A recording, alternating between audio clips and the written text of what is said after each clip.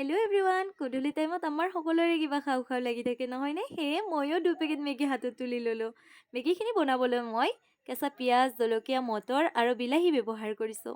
আনফালে গেছত কেৰাহী এখন গৰম হ'ব দি তাত অকণমান মিঠাতেল দি তেলখিনি গৰম হোৱাৰ লগে লগে তেজপাত আৰু পিঁয়াজ দি এইখিনি লৰাই লৈ তাত কেঁচা জলকীয়া দি দিছোঁ।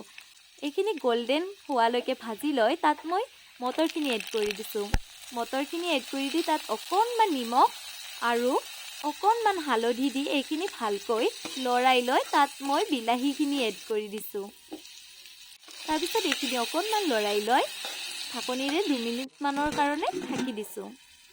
ঢাকনিখন গুচাই দেখিছোঁ যে ধুনীয়া এটা কালাৰ আহিছে। তাৰপিছত অকণমান পানী দিছোঁ। এইখিনি উতল অহাৰ লগে লগে মই মেগী 2 পেকেটো ঢালি দিছোঁ।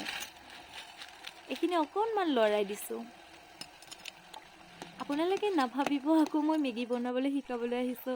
আচলতে মেগী বনাবলৈ সকলোৱে জানে, মাত্ৰ সকলোৰে বনোৱা ধৰণটো বেলেগ হয়। এইখিনি কৰি থাকোঁতে আমাৰ মছলা দিয়াৰ সময় আহি গ'ল। মছলাখিনি দি লাৰি দেখিছোঁ মেগীখিনি হৈ গ'ল। এতিয়া টেষ্ট কৰি চাওঁ। খাবলৈ টেষ্টি হৈছিল। আপোনালোকে এনেকৈ ট্ৰাই কৰি চাব পাৰে। বাই।